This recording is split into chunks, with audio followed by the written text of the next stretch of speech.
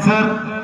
साथियों, जैसा कि आप सभी जानते हैं कि आज हम इस देश का 80वां स्वतंत्रता दिवस मनाने जा रहे हैं और बड़े ही धूमधाम से पूरे देश में स्वतंत्रता दिवस मनाया जा रहा है।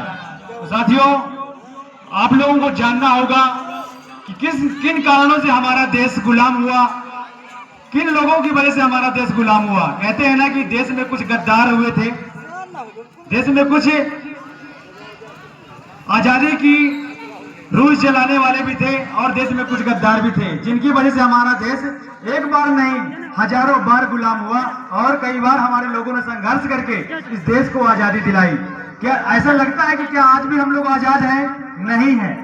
आज भी हम किसी न किसी समाज से जो आज विचारधारा चलती है, एक उच्च स्त्री जो अपने आप को बहुत हमारे देश में ऊंच समझते हैं और बाकी लोगों को नीच समझते हैं और उनको गुलाम समझते हैं। तो कहीं ना कहीं आज भी हमारा देश, हमारा समाज जो दबा कुचला शोषित समाज है, वो कहीं ना कहीं आज भी जो अपने आप को ऊंच समझते हैं उनका गुलाम है।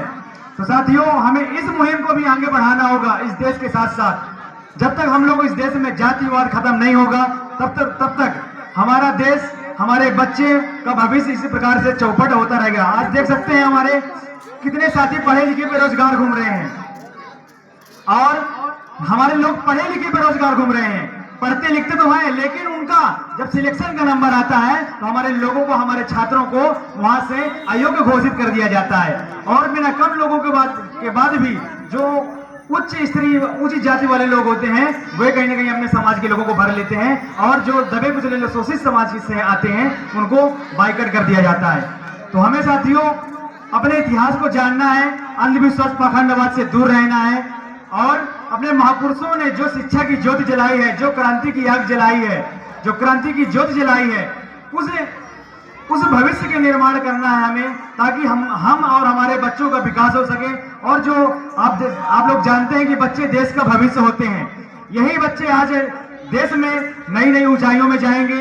इसी विद्यालय से निकलकर हमारे देश के नाम रोशन करेंगे। कोई IAS बनेगा, कोई पुलिस बनेगा, कोई अधिकारी बनेगा, कोई नेता बनेगा, कोई कुछ करेगा। मतलब यही इसी विद्यालय से बच्चे देश का भविष्य बनेंगे और देश का नाम रोशन करेंगे। तो मैं चाहता हूं कि अच्छे से अच्छा पढ़ाई हो और विद्यालय का और विकास हो और बच्चों का विकास हो, तभी हमारा देश का विकास होगा। अंतर विकास होने वाला नहीं है। तो आप लोगों को जागना होगा और जो शिक्षा का ज्योति है उसे पहचानना होगा। आप लोग कम कपड़े पहनिए, कम कीमत के कपड़े पहनिए, हाथ पर चटनी रोटी खाइए, लेकिन अपने बच्चों को जरूर पढ़ाइए, क्योंकि शिक्षा वह शेरनी का दूध है।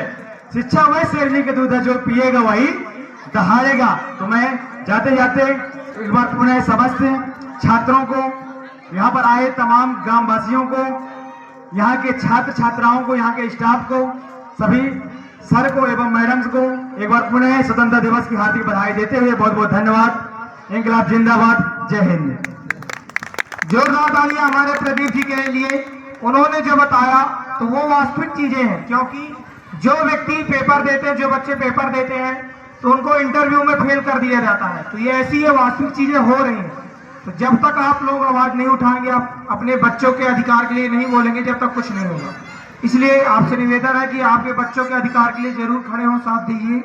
और इस कार्यक्रम को अब समापन की ओर ले जाया जा रहा है, समाप्त किया जा रहा है। जितने भी स्टूडेंट हैं स्कूल के, सभी बच्चे अभी घर नहीं जाएंगे, वो बच्चे रुकेंगे, लास्ट में सबसे घर जाएंगे। और उन बच्चों के लिए जो भी बच्चे डांस करना चाहते हैं, तो वो प्रसाद लेने के बाद डांस प्रस्तुत कर सकते हैं।